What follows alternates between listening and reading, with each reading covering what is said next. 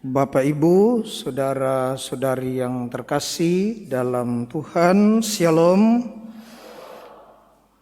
Banyak terdengar di kalangan orang Kristen, denominasi Kristen dan pun dalam gereja kita Katolik, ungkapan seperti ini.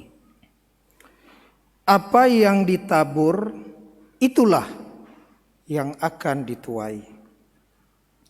Contoh yang sangat sederhana terjadi dalam kisah perumpamaan Injil hari ini, yakni orang kaya dan Lazarus yang miskin.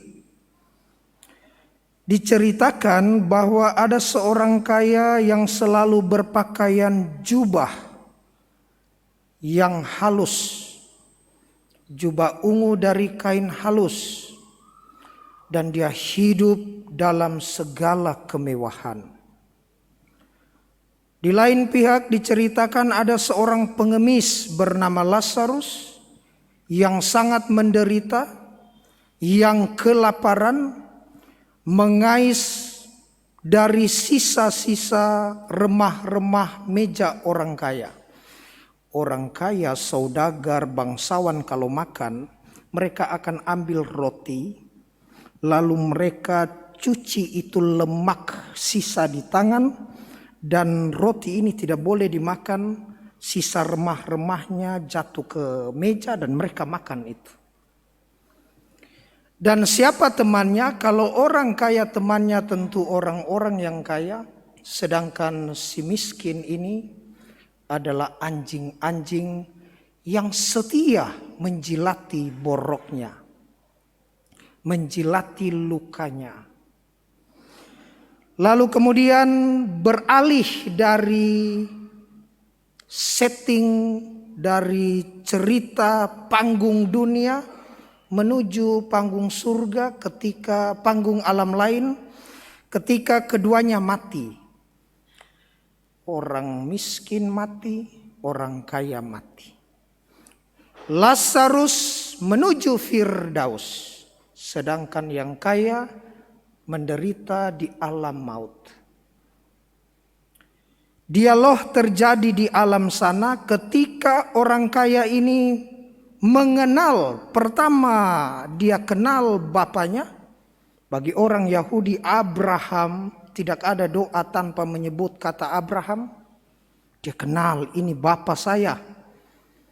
Maka di dalam Injil orang kaya ini menyebut 3 kali Abraham sebagai bapaknya. Bapa Abraham, kasihanilah aku. Suruhlah Lazarus mencelupkan jarinya, karena saya sangat kepanasan. Perhatikan Bapak Ibu, mental dari orang kaya ini, bahkan di alam sana dia menunjukkan siapa saya. Punya kuasa. Di sana pun dia menganggap orang miskin Lazarus adalah bawahan yang boleh saya perintahkan. Suruhlah, tetapi melalui Abraham. Lalu apa yang dikatakan oleh Abraham? Oh tidak. Dulu semasa hidupmu kau sangat senang, dan itu sudah kau alami sejak engkau ada di dunia. Sekarang apa yang kau tabur itu yang kau tuai. Sedangkan yang miskin ini dia menderita, dan sekarang dia bersama-sama dengan saya. Kalau begitu Bapak Abraham, kata orang kaya ini, mintalah supaya dia, Lazarus, pergi ke rumah bapakku karena masih ada 5 orang saudaraku. Sebenarnya beberapa penafsir menafsirkan orang kaya ini adalah Kayafas. Karena Kayafas orang yang punya jabatan, orang kaya raya yang memiliki 5 saudara. Dan Bapak Abraham bilang tidak. Sama mereka ada kitab Musa dan kitab para nabi. Baiklah mereka mendengarkan, membaca, merenungkan, dan mempraktekkan perintah-perintah yang tertuang dalam Pentateuk, dalam kitab Musa. Tapi Bapa ketiga kalinya dia katakan, jika tidak ada seseorang, dia mulai sadar. Sudah bukan menyuruh Lazarus, tapi siapa sajalah yang datang dari alam maut, yang bangkit dari antara orang mati, pergi ke sana dan yakinkan mereka bahwa jangan begini, nanti menderita. Apa kata Abraham?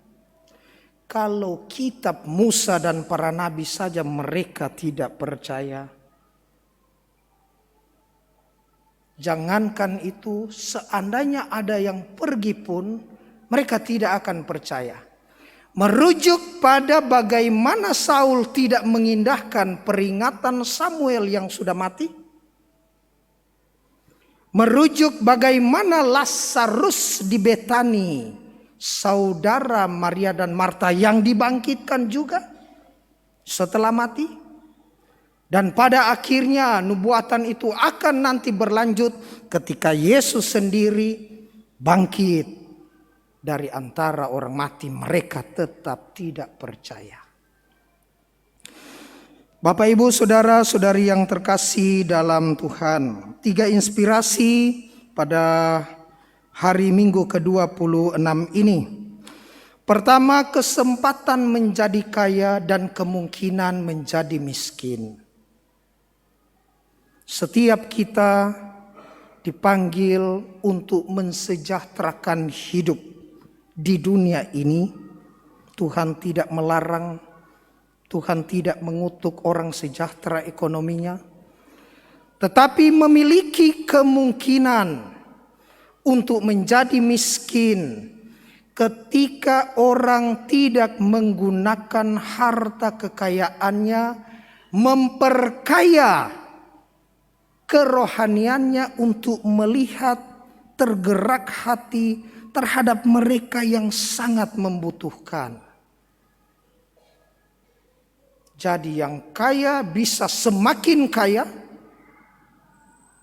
Kaya yang sesungguhnya dia punya harta, dia punya kekayaan dan tergerak untuk membantu yang membutuhkan. Dan saya yakin di Mamajang banyak orang seperti itu. Dan yang miskin, yang kaya juga kemungkinan bisa menjadi miskin. Dia punya harta tapi miskin rohani, miskin hati. Dan apalagi yang miskin bisa menjadi kaya rohani, tetapi juga miskin menjadi miskin rohani. Amplop APP harus tagih berapa kali. Bolak-balik ketua rukun hanya mau pergi bertanya, kenapa? Untuk semua orang yang menderita dan membutuhkan di belahan dunia ini, tidak bisa memberikan, tetapi kalau begitu pergi ke mall semua dibeli.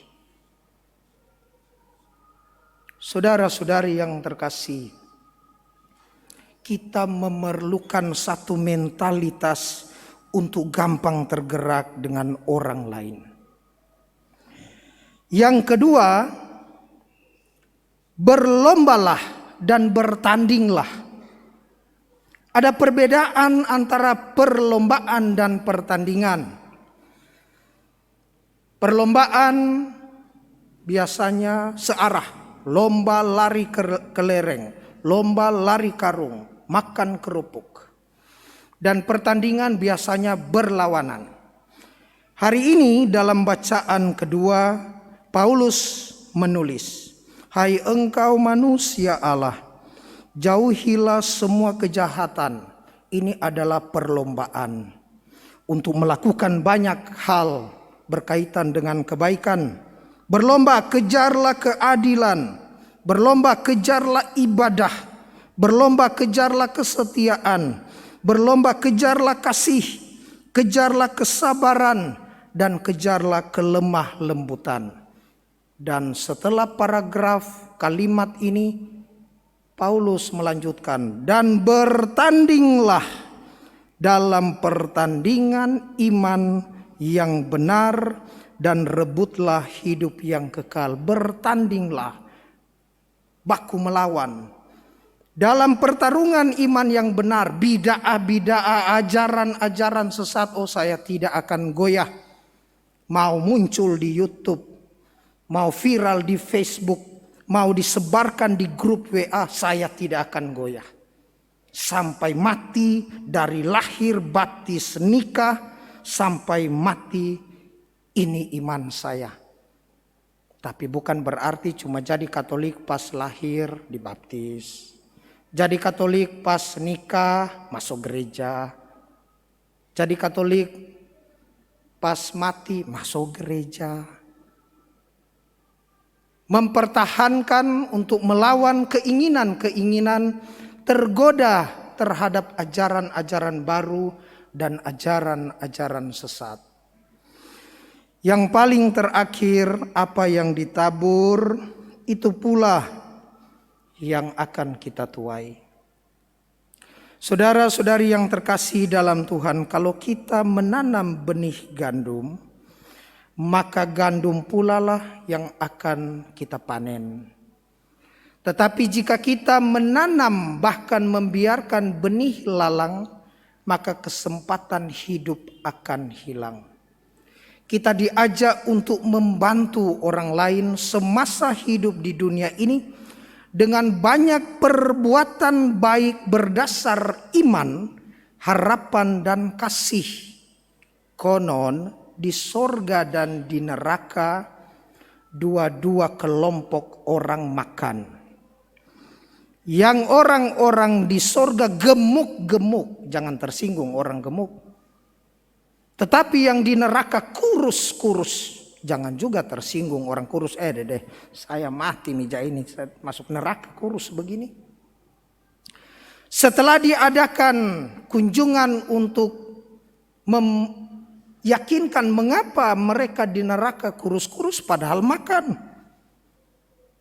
Dan ternyata dari kejauhan mereka lihat itu setiap tangan orang-orang di sorga diikatkan satu kayu. Di ujungnya ada sendok. Di tengahnya ada kuali. Baik di sorga maupun di neraka kurang lebih sama. Dan mereka keliling makan mengelilingi kuali yang berisi hidangan. Ternyata orang-orang yang di sorga gemuk karena mereka ambil itu makanan dan mereka suapi orang yang di depannya, orang yang di sana, orang yang di kiri, mereka suapi. Begitu juga yang dari sana, mereka ambil, mereka suapi juga. Tetapi yang di neraka ambil, dia suap dirinya. Semakin dia suap tidak pernah masuk karena kayu begitu panjang, ada sendok di ujung. Egois, memikirkan diri sendiri. Tetapi yang di neraka altruis, memikirkan orang lain.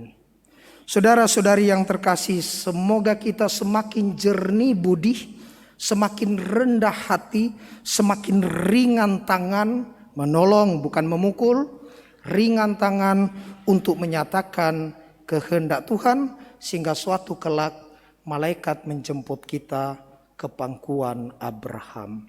Semoga demikian.